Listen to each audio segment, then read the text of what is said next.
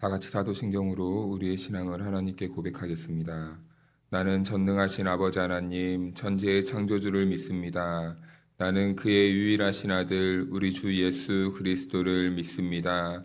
그는 성령으로 잉태되어 동정녀 마리아에게서 나시고 본디오 빌라도에게 고난을 받아 십자가에 못 박혀 죽으시고 장사된 지 사흘 만에 죽은 자 가운데서 다시 살아나셨으며 하늘에 오르시어 전능하신 아버지 하나님 우편에 앉아 계시다가 거기로부터 살아있는 자와 죽은 자를 심판하러 오십니다.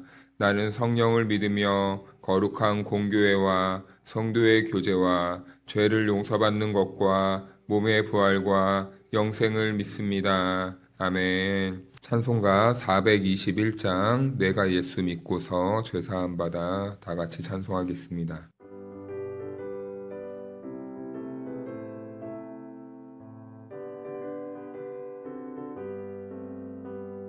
내가 예수 믿고서 죄사함 받아 나의 모든 것 다 변했네. 지금 내가 가는 길 천국길이요 주의 피로 내 죄가 씻겼네. 나의 모든 것 변하고 그 피로 구속 받았네. 하나님은 나의 구원 되시오니 내게 정죄함 없겠네. 주님 밝은 빛 되사 어둠에 치니 나의 모든 것 다 변했네. 지금 내가 주 앞에 온전케 됨은 주의 공로를 의지함일세. 나의 모든 것 변하고 그 피로 구속 받았네. 하나님은 나의 구원 되시오니 내게 정죄함 없겠네. 내게 성령이 임하고 그 크신 사랑 나의 맘에 가득 채우며 모든 공포 내게서 물리치시니 내 맘 항상 주 안에 있겠네. 나의 모든 것 변하고 그 피로 구속 받았네. 하나님은 나의 구원 되시오니 내게 정죄함 없겠네. 오늘 이 새벽 우리들에게 주신 하나님의 말씀은 열왕기상 20장 31절에서 34절 말씀까지입니다. 그의 신하들이 그에게 말하되 우리가 들은즉 이스라엘 집의 왕들은 인자한 왕이라 하니 만일 우리가 굵은 배로 허리를 동이고 테두리를 머리에 쓰고 이스라엘의 왕에게로 나아가면 그가 혹시 왕의 생명을 살리리이다 하고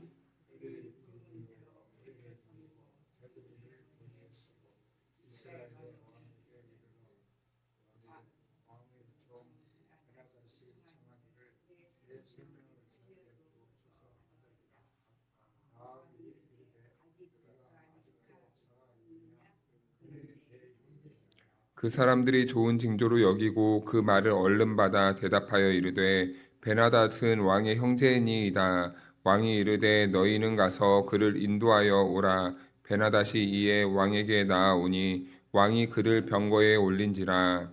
베나닷이 왕께 아뢰되 내 아버지께서 당신의 아버지에게서 빼앗은 모든 성읍을 내가 돌려 보내리이다. 또 내 아버지께서 사마리아에서 만든 것 같이 당신도 다메섹에서 당신을 위하여 거리를 만드소서. 아합이 이르되 내가 이 조약으로 인해 당신을 놓으리라 하고 이에 더불어 조약을 맺고 그를 놓았더라. 아멘. 할렐루야. 하나님의 은혜와 평강이 우리 모두에게 함께하기를 주님의 이름으로 축복합니다. 네, 아람 왕 베나닷은요 북이스라엘을 2번이나 침공합니다. 그런데요 그 2번이나 모두 이스라엘에게 패하고 말죠. 이길 수 없었습니다. 왜냐하면은 그 전쟁은 하나님께 속해 있었고 그 전쟁엔 하나님이 주관하셔서 하나님이 이미 북이스라엘에게 그 전쟁에서의 승리를 약속해 놓으셨고 계획해 놓으셨기 때문이죠. 그래서 이 베나닷이 아람의 왕이 아무리 이스라엘을 침공하더라도 그는요 하나님을 이길 수 없었습니다. 그래서 두 번 모두 다 이 이스라엘에게 전쟁에서 패하게 되는 것이죠. 그런데요 아합과 백성이 하나님은 아합과 백성이 구하지 않았음에도 그 전쟁을 먼저 이렇게 승리를 약속해 주셨다는 거죠. 그런데 하나님께서 여기에서 그 아합과 이스라엘에게 전쟁을 이기게 하신 분명한 목적은 있었습니다. 우리가 어저께 살펴보았듯이 13절 말씀을 보니까 그것은요, 하나님이 그 북이스라엘로 하여금 너는 내가 여호와인 줄 알리라 하셨나이다. 이렇게 말씀하셨거든요.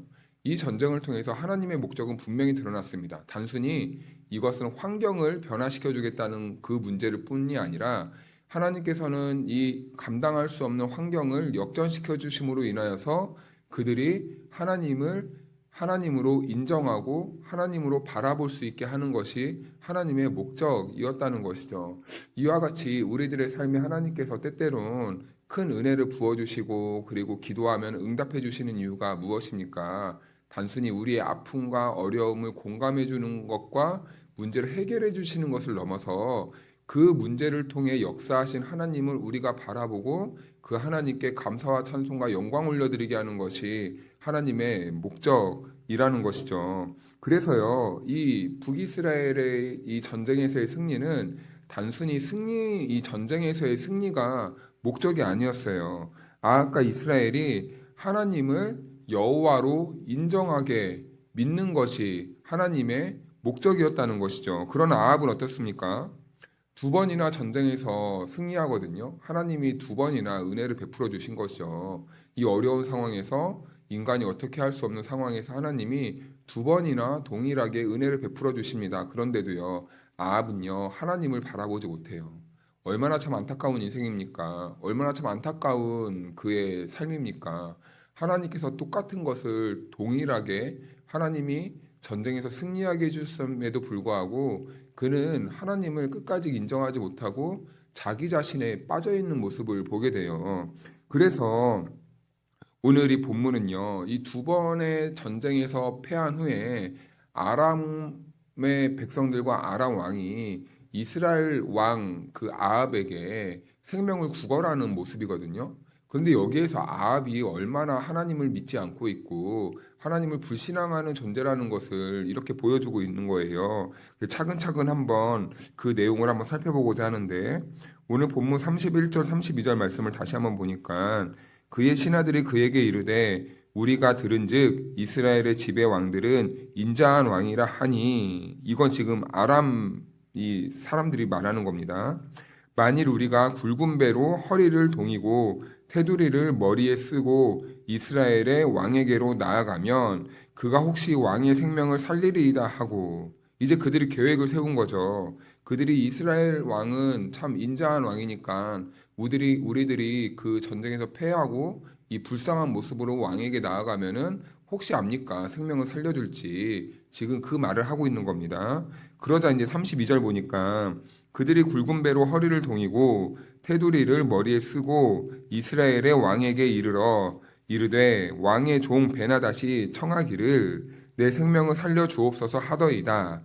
아합이 이르되 그가 아직도 살아 있느냐? 그는 내 형제니라. 이 전세가 완전히 뒤집혔죠. 처음에는 이 북이스라엘 왕이 베나닷 앞에서 어쩔 줄 몰라서 쩔쩔맸어요. 어떻게 하면 우리가 이 위기를 벗어날 수 있을까?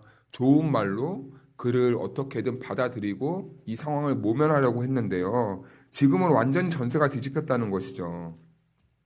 이제는 베나닷이 이스라엘 왕께 자기의 생명을 구걸하고 있는 겁니다. 제발 우리의 목숨만은 살려주십시오.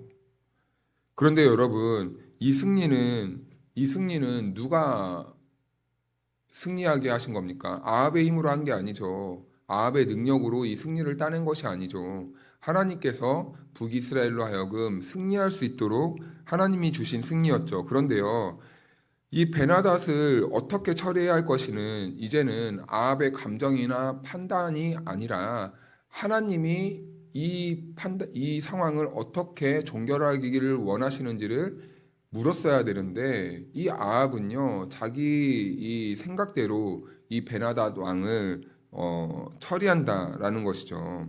그래서 이 아합은 베나닷이 살아있다는 말을 듣자 어떻게 반응하냐면, 지금까지는 그 전까지는 갑자기 원수였고 두려운 존재였는데요. 이제 전세가 역전되니 이 아합이 약간 좀 기세가 등등해진 것 같습니다. 왠지 모르게 교만해진 것 같아요. 아, 내가 좀 이렇게 우리가 강했나? 아, 내가 이 정도지? 하고 이런 모습을 좀 보였던 것 같습니다. 그래서 이 아람 왕 베나닷에게 내 형제여라고 이렇게 말해요. 32절에 보니까 아합이 이르되 그가 아직도 살아있느냐? 그는 내 형제이니라. 이전에는 이 전쟁의 원수였는데 갑자기 내 형제라고 하는 거죠. 그리고요, 그 베나닷을 어떻게 하냐면 자기 병거에 태우기까지 합니다. 33절을 보니까 그 사람들이 좋은 징조로 여기고 그 말을 얼른 받아 대답하여 이르되 베나닷은 왕의 형제이니이다. 왕이 이르되 너희는 가서 그를 인도하여 오라. 베나닷이 이에 왕에게 나아오니 왕이 그를 병거에 올린지라. 네, 겉으로 보기에는요, 이 아합이 굉장히 지금 잘하고 있는 것처럼 보여요. 이런 왕이 어디 있습니까?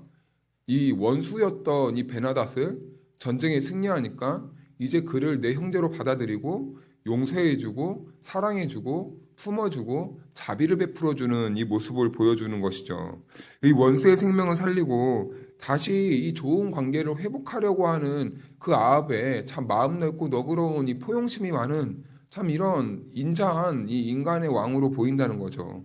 그런데요, 여러분, 이 문제가 뭐냐면 이 아합의 판단이 과연 하나님으로부터 시작되었고 하나님의 판단이었고 하나님의 목적하심이었느냐라는 것입니다.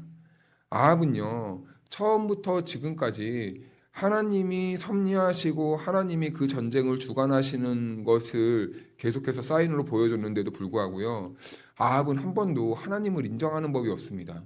자기 자신이 하나님께 묻는 법이 없어요. 이 전쟁에서 승리하게 하신 것도 하나님이고, 그리고 모든 것을 인도하신 것이 하나님인데 하나님께 물은 적도 없고, 그리고 지금 이 상황의 이 마지막 이 결론을 어떻게 판단해야 되고 어떻게 해결해야 되는지를 하나님께 묻지 않는 모습이에요. 그러니까 즉 이 모든 것은 지금 다 자기 업적이라는 거죠. 하나님이 베풀어 주신 이 구원의 은혜를 자기가 승리한 것처럼 여기고 있다는 것이죠. 자기가 행한 것을 자기의 영광으로 돌리고 있다는 겁니다. 이것은 꼭 구원을 자기 힘으로 이루려고 하는 사람들과 똑같고, 그리고 하나님이 나에게 베풀어 주신 은혜를 꼭 자기의 공로인 것처럼 자기의 이름을 내고 자기의 명예를 높이려고 하는 그런 인간의 심리가 지금 아합에게서 그대로 보여주고 있는 거예요. 그래서 하나님이 주신 승리를요, 자기가 할 수 있었던 것처럼 자기 소유로 여겼다라는 겁니다. 그래서 베나닷은 아합에게 제안을 합니다. 너무 이제 고마워서였을까요? 아니면 아합의 마음이 언제 변할지 모르니까 그 마음을 이 좀 변심하지 않기 위해서 이 좋은 제안을 하는 것 같습니다. 빼앗겼던 아버지의 세대에 빼앗았던 그 북이스라엘의 성읍들, 그 성읍들을 다시 돌려주겠습니다. 그리고 당신은 다메섹에서 이스라엘을 위해서 거리를 만드십시오. 라고 이런 아주 솔깃한 제안을 하는 겁니다. 그 말이 34절인데요. 아, 베나닷이 왕께 아뢰되 내 아버지께서 당신의 아버지에게서 빼앗은 모든 성읍을 내가 돌려보내리이다. 또 내 아버지께서 사마리아에서 만든 것 같이 당신도 다메섹에서 당신을 위하여 거리를 만드소서. 아합이 이르되 내가 이 조약으로 인해 당신을 놓으리라 하고 이에 더불어 조약을 맺고 그를 놓았더라. 네, 아합에게는 이 좋은 조건이죠. 이만한 좋은 조건이 어디 있습니까? 전쟁에 승리해서 빼앗겼던 땅도 이렇게 돌려받고, 그리고 이 다메섹에서 당신을 위한 거리를 만드소서, 영광을 높일 수 있는 이 기회를 허락한 것이죠. 그러니까 이 경제적인 이익도 받고 이 아람과의 이 좋은 관계, 우호적인 관계도 계속해서 이끌어 갈 수 있으니 이보다 더 좋은 합리적이고 참 아름다운 결과가 어디 있겠습니까? 그래서 아합은요, 지금 하나님을 끝까지 바라보지 못하고 계속해서 세상적으로, 세속적으로 눈에 보이는 좋은 조건을 따라서 움직이고 있는 이 타락한 왕의 모습을 계속해서 보여주고 있어요. 이 하나님의 언약은 잊으면서도, 이 하나님과의 맺은 언약은 잊어버리면서도 이 베나닥과의 이 좋은 이 언약은 이 체결하고 있는 모습이죠. 이 왕은요, 지금 이 베나닥과 이 좋은 조건으로 계약을 체결할 게 아니라 다시 하나님의 언약 앞으로 돌아와서 그의 인생을 하나님의 언약에 걸었어야 되는 거죠. 그런데요, 계속 눈에 보이는 것, 세상의 것에 마음을 두고 있고 거기에 계약을 맺고 하나님의 언약은 인생에서 사라지고 있는데 지금 그런 인생을 살고 있다라는 겁니다. 이것이 여러분 무엇이냐면 바로 이 무익한 자비의 모습이라는 거죠. 무익한 자비의 모습. 겉으로는요, 이 아합이 굉장히 관대해 보입니다. 사랑이 넘쳐 보입니다. 긍휼이 넘쳐 보입니다. 그런데 실제로는요, 하나님의 뜻보다 지금 이 아합은요, 자기의 이 생각, 자기의 감정, 자기의 판단을 앞세워서 하나님의 의중과 하나님의 의견을 묻지 않고 자기가 먼저 용서해버리고 자기가 먼저 판단해서 그를 형제로 받아들여버리고 하나님의 이 뜻은 묻지 않고 이것이 옳은지 그른지 이것이 우리들의 영적인 생활에 유익한 것인지도 따지지 않고 그냥 계약을 맺어버리는 이런 이 모습을 보여주고 있는 겁니다.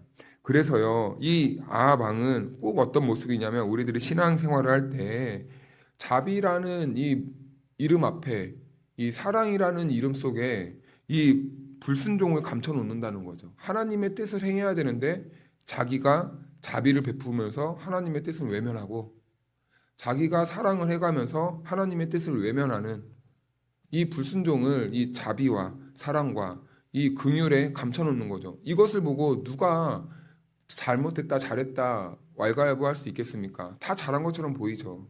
그런데 하나님은 그러지 못할 때가 있다라는 거예요.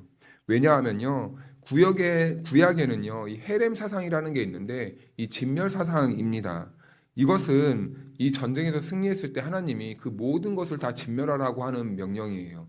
그런데 이것은 하나님이 잔인한 신이시냐 이게 아니라 하나님이 그렇게 명령하신 이유는요, 그들을 죽임으로써 잔인한 신임을 드러내는 게 아니라 하나님께서 주신 것임을 인정하라는 것입니다. 그래서요, 여리고성을 무너뜨렸을 때도요, 이스라엘은 전리품을 자기의 것으로 취하지 않아요. 다 진멸해야 됩니다. 다 불태워야 됩니다. 다 죽여야 됩니다. 왜냐하면 그 승리의 주인이 사람에게 있지 않고 하나님께 있기 때문입니다. 그리고요, 하나님께서는 그들을 진멸하라는 이유가 분명했어요. 왜냐하면 그들과 함께 섞여 살면은 그 함께 생활하는 것 때문에 하나님을 잊어버리고 우상숭배를 하고 우상숭배의 결과는 곧 불순종으로 이어지고 하나님의 영광을 가리우는 일이기 때문에 하나님은 그들과 동화되거나 조금이라도 문화가 섞이거나 가치관과 세계관과 특히 이 신관에 있어서 그들이 가지고 있던 이 사상을 조금이라도 이 이스라엘 것으로 삼는 것을 싫어하셨습니다. 그래서 하나님은요, 그들의 우상 숭배하는 모습과 그들의 가치관과 세계관을 잘 알고 있었기 때문에 절대 너네들 절대 아까워하지 말아라. 다 불태워라. 다 진멸해라. 하나님 믿는 거룩한 백성들이 우상 신을 따르는 것을 조금이라도 담지 않게 다 없애라. 라고 이렇게 말씀해 주신 것이죠. 그래서 하나님은 분명하게 이스라엘이 이 이방 나라와 함께 동화되지 않도록 분명한 경계선 울타리를 정해 놓으셨습니다. 그래서 신명기 7장 2절 말씀을 보니까 이렇게 말씀하거든요. 내 하나님 여호와께서 그들을 내게 넘겨 내게 치게 하시리니 그때에 너는 그들을 진멸할 것이라. 그들과 어떤 언약도 하지 말 것이요 그들을 불쌍히 여기지도 말 것이며. 아멘. 하나님은 신명기 때 분명히 이렇게 말씀해 주셨는데요. 만약에 아합이 하나님의 이 언약을 기억하는 왕이었다면요, 그는요, 이 상황에서 적어도 하나님께 물었어야 합니다. 이것을 어떻게 처리해야 됩니까? 그런데요, 아합은요, 이 신명기 율법에 관한 이 지식이 전혀 없기 때문에 그는 그냥 자기 자의대로 이 하나님의 뜻보다는 자기의 생각과 자기의 판단과 자기의 이 유익과 이익을 챙기기에 앞서는 모습을 보이고 있는 것이죠. 그런데 하나님께서 이렇게 울타리를 쳐놓으신 것은요. 하나님은 하나님의 백성을 사랑하기 때문이에요. 그리고 하나님은 하나님의 백성들과 이 사랑의 관계를 올바르게 맺고 싶었던 것입니다. 그래서 하나님께서는 아까운 면도 있고 그리고 우리 마음에 아픈 점도 있겠지만 그럼에도 불구하고 하나님은 우리 안에 있는 모든 이 불순종의 요소들 하나님을 온전히 섬기지 못하게 하고 이 세상과 타협하게 하는 이 불순종의 씨앗들을 아까워하지 말고 다 진멸하라 라고 이렇게 말씀하시는 겁니다. 그래서 아합은요, 지금 이 베나닷을 용서해 주면서 뭐라고 생각했을까요? 아, 나 좀 괜찮은 것 같은데. 아, 나 좀 잘한 것 같은데. 아마 이 자기 감정에 빠져가지고 자기를 칭찬하고 그렇게 있지 않았을까요? 그런데 여러분, 여기에서 우리는 한 가지 이 아합의 인간적인 모습과 그 위에서 역사하시는 하나님의 손길이 있다는 것을 분명하게 우리는 인정하면서 이 승리가 하나님께로부터 왔음을 우리는 정확하게 판단을 해야 됩니다.